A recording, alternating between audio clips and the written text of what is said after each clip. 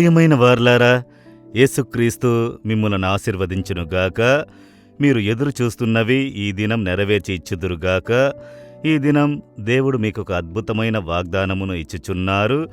యెహెజ్కేలు ప్రవక్త గ్రంథము 36వ అధ్యాయము 11వ వచనములో చెప్పుచున్నారు. పూర్వమున్నట్లు మిమ్మును నివాస స్థలములుగా చేసి మునుపటి కంటే అధికమైన మేలు మీకు కలుగజేసెదను.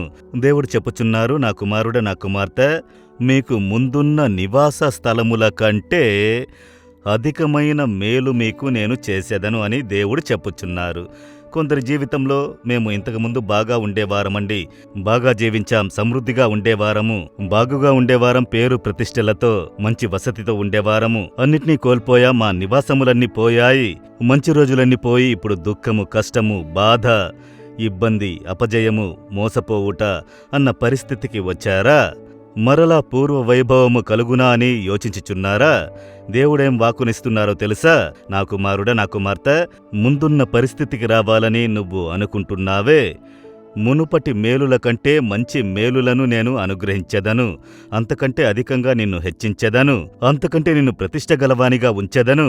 అంతకంటే నిన్ను హెచ్చుగా ఉంచెదను. మునుపటి మేలుల కంటే అధికమైన మంచి మేలులు కలుగజేసెదను అని దేవుడు చెప్పుచున్నారు. ఎంతో ఆశ్చర్యమైన దేవుడు కదా! నీవు మునుపటి మేలులను యోచించుచున్నావు, నేను అంతకంటే గొప్ప ఆశీర్వాదములను ఉంచాను అని దేవుడు మీతో కూడా మాట్లాడుచున్నారు. అవును ప్రియమైన వార్లారా, యోబు అన్న ఒక భక్తుని గురించి బైబిల్లో చదువుతున్నాం కదా.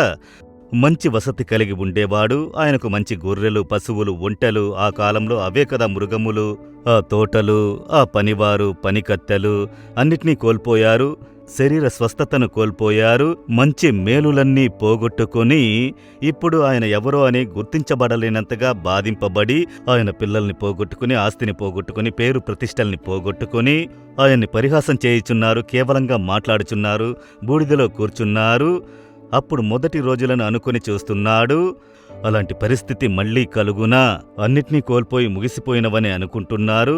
అయితే దేవుడు చూడండి, ఆయన చెరను విడిపించారు, స్వస్థతను ఇచ్చి మునుపటి మేలుల కంటే గొప్ప మేలు, మంచి మేలులు, రెట్టింపైన ఆశీర్వాదము దేవుడు ఆయనకిచ్చి, ఏ ప్రజల మధ్య హేళనగా చూడబడ్డారో వారి మధ్య ప్రతిష్టతో ఆయన్ని దేవుడు హెచ్చించారు.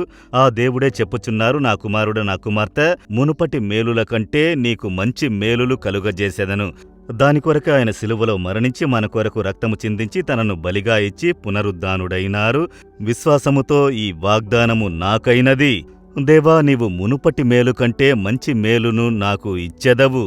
నేను విశ్వసించదనని చెప్పండి, అద్భుతమును చూచెదరు. యేసయ్యా, మునుపటి మేలు కంటే మంచి మేలును కలుగజేసేదను అని చెబితిరి.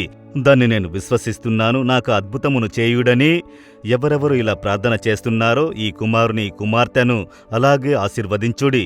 యేసు నామములో amen, amen. Jesus redeems Telugu YouTube ఛానల్ను సబ్స్క్రైబ్ చేయండి. సబ్స్క్రైబ్ బటన్ను క్లిక్ చేయండి మరియు బెల్ బటన్ను నొక్కండి. ప్రతిరోజు కార్యక్రమ సమాచారం పొందండి.